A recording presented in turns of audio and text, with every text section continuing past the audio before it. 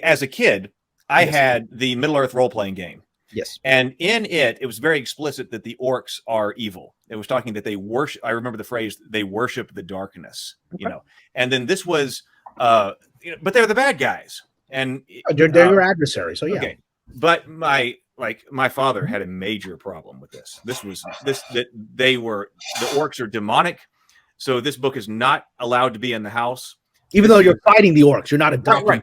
So that was part of my point. That was like, well, you know, within a Christian context, you can say, well, here are the orcs. They are evil. They are demonic. And the proper relationship with them is an adversary, that you are supposed to fight them as the hero. So, but nonetheless, just the presence of that in the house was get it out of here. Cannot be in this house. I mean, and look, this is my grandfather. I remember this. My grandfather was a very well-educated man. He was actually like the inspector of schools in Pakistan, highly educated guy. And, you know, he didn't like, one day I remember this. I mean, I was raised in America, went back to visit him as a kid. I remember my cousin had these books on these sort of like books written in Urdu, the language of Pakistan, about the jinn, like sort of like horror stories, like almost like kids' books, horror stories about the jinn. And my grandfather found them, and I remember him saying he was really upset with my cousin. He said, I don't want this kind of stuff in my house, right? Because he believed it could attract and he's a well-educated, British educated guy, right?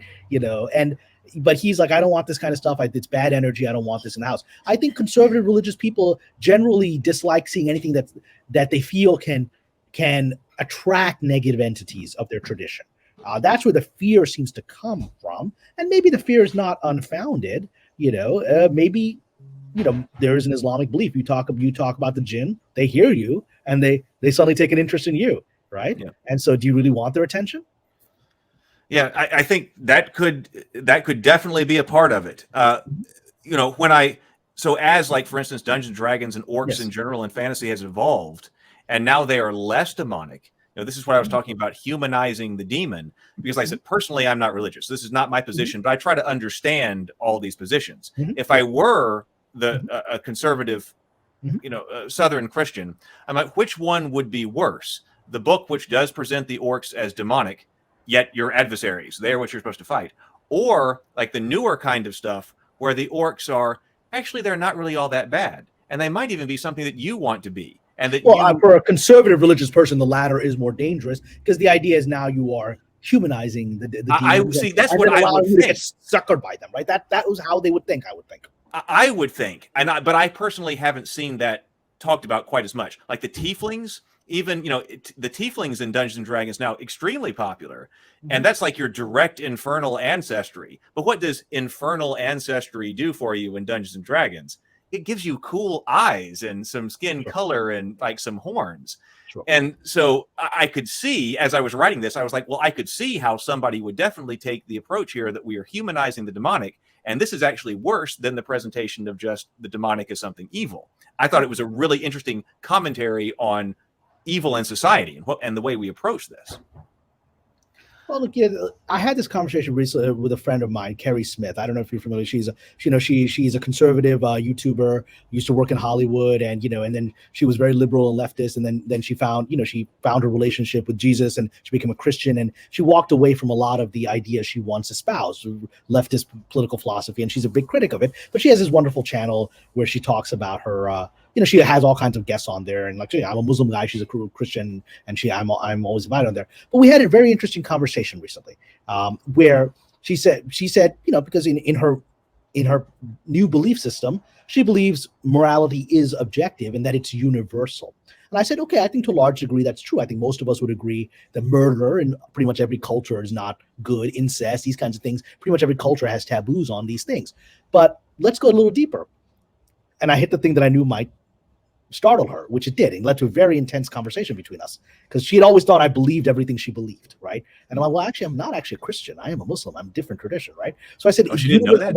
Well, no, she knew that, but in our conversation, because we were always talking about critiquing sort of modern, where the social culture had gotten to, as fellow believers in the Abrahamic tradition, but we never had an inter-Abrahamic discussion, right, of differences in practices. So I hit her on the issue of, so is polygamy immoral? certainly Christians, most Christians, nearly all Christians would say it is, and that monogamy is the only God-given moral relationship.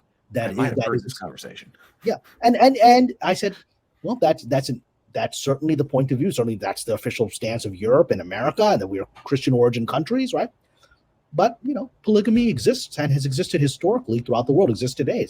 My friends in West Africa are polygamists. I've been there. I've lived in their home with their 3 wives. They're very happy people. The kids are doing great. The wives get along really well and take care of each other's children. Right. So, is polygamy immoral? It's not common in the Muslim world anymore, but it still exists.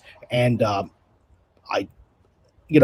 wrote, and she got very startled by that. And I wouldn't project on her she got uncomfortable, because I think she's more open than that. But it led to a very heated discussion, because her stance is, well, it's clear to me polygamy is immoral from the Bible. I said, well, Abraham was polygamous, Moses was polygamous, Jacob, the 12 sons of Israel came from like 4 different wives, right?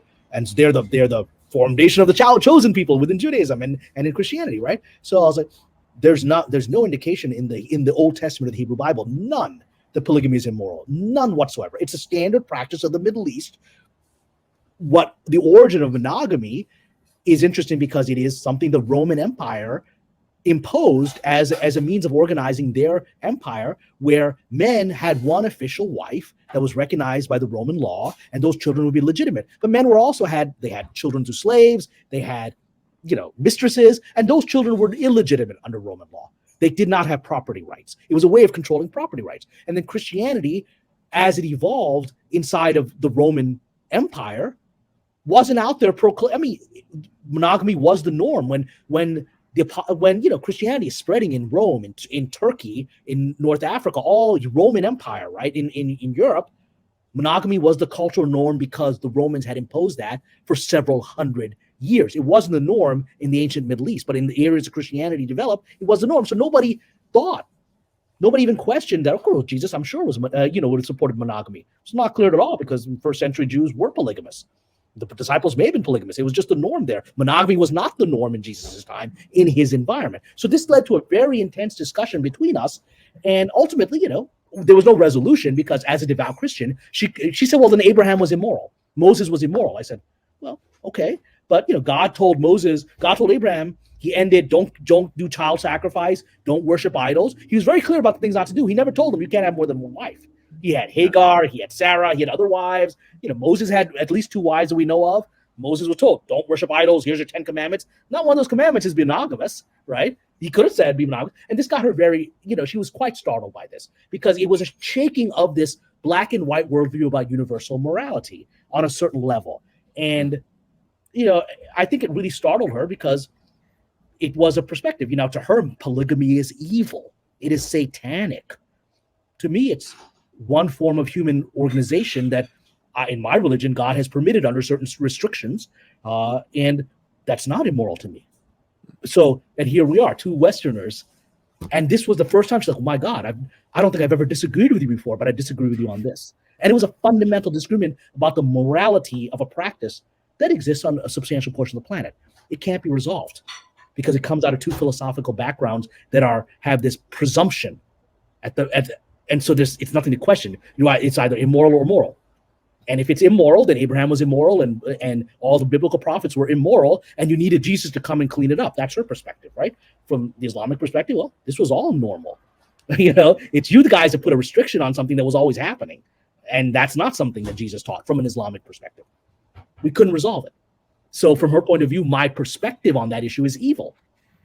And I said to her, okay, but and I try to get, in most societies, certainly in America, the demographic is 51% female, 49% male, just the demographic of society. So you have a 2% larger number of females. In America, there's 250 million people. So that means there are about 7 million more women than men in America. So in a purely monogamous world, those 7 million women don't get husbands. And what do you do? Like in Europe, solved that by creating monasteries and nuns. They will go become a nun, right? And is that the right solution? That's one solution. Another solution is that, they can have one husband has multiple wives, and then that 7 million suddenly has a partner, right? That's another social solution. But we couldn't get past it. She saw it as evil, and I saw that 7 million women can't get married. I saw that as evil. How do you resolve that? You can't. Right.